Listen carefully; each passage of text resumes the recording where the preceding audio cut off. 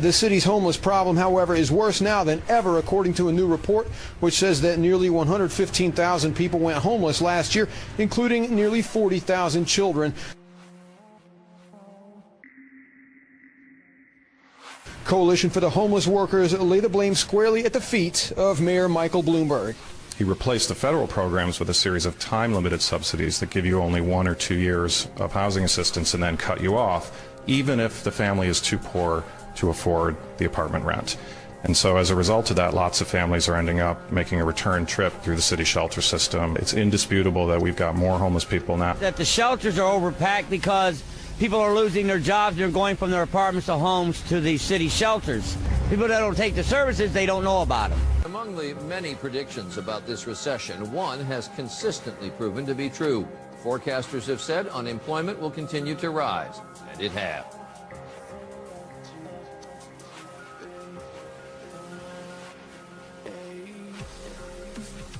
Today, the government reported another 467,000 jobs lost in June, taking unemployment to 9.5%, and that's the highest level in more than a quarter century.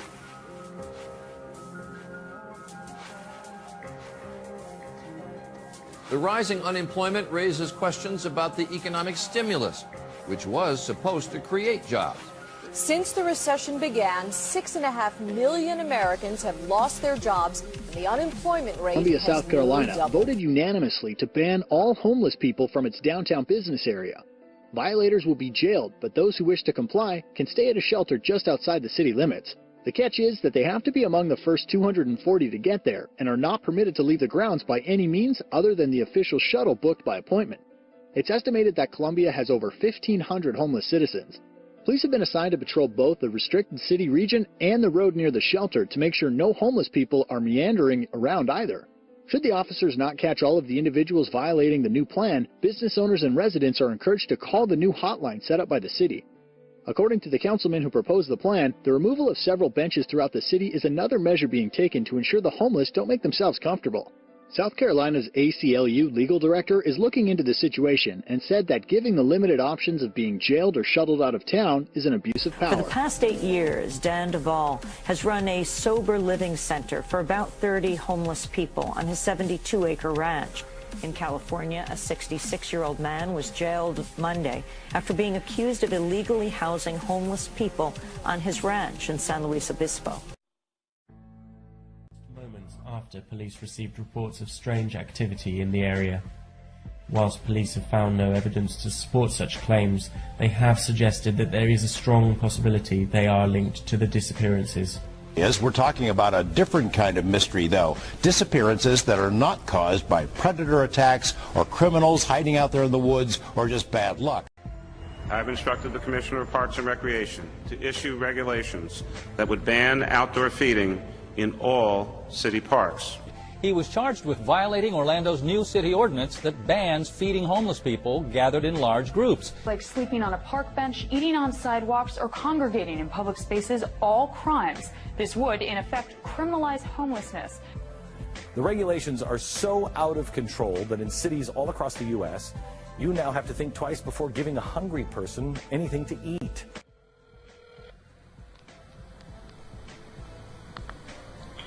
Transportation, is this an emergency? You said medical transportation? Yes. What organization is this?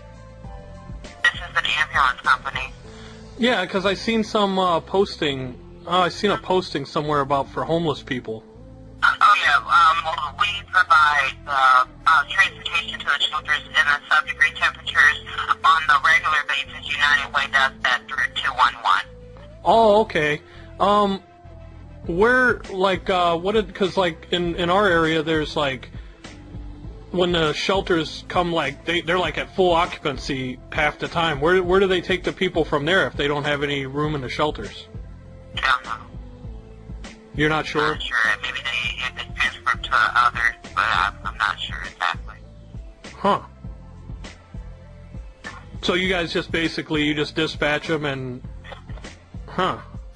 They transfer them out. They have someone that coordinates that is not on site here, that are out in the ambulance or in the vehicles that are transporting. Oh, they don't use ambulances to transport them. Then they use other means of transportation. Correct. Huh. And nobody knows where they take the people when shelters are at maximum occupancy, basically. They coordinate with the shelters, they speak with the shelters on this, with the people that they're bringing in, and they coordinate to take them somewhere else. Where it is, I'm not sure of exactly how the exact ins and outs of that works. Okay. Well, hey, thanks so much for your time. Have a good evening. Bye-bye. Out there that has passed legislation that is criminalizing homelessness. City council members in Columbia, South Carolina recently voted unanimously to give people on the streets the option to relocate or to get arrested. Now, this stems from concerns that Columbia has become a, quote, magnet for homeless people, according to the city's emergency homeless response report. And council members are urging people that this is just a temporary stopgap measure. That's something that Councilman Cameron Runyon told local station WIS-TV about. Take a listen. This is stopgap. This is going to open up a window of opportunity for us to come together as a community to develop the long-term response to this problem. This problem has plagued us for a generation and a half at least. So you can't come up with the long-term response yet. You just start arresting people. I'd say that it's pretty troubling, John. And as I mentioned, it's not the first city in the United States that we've seen resort to similar measures. No, there's a few cities that have done this. And, I know they talk about the fact that there's a off-site homeless shelter that they can ship the homeless they arrest to, but one, they have nowhere near the number of beds that equal the Columbia's homeless population, and two, it's police guarded. They can't leave without permission. They have to be shuttled to and from on a special shuttle bus. So I'm not sure, is this a shelter or prison for the homeless? But at the same time, a lot of cities, we've talked about several cities that have been doing this, cited in the article. Cities obviously are looking at their downtown business districts, want to bring in people, but at the same time, let's look at addressing the root cause of homelessness, not criminalizing, the fact that someone, just doesn't have a home because they may not have the job, they may not have the money.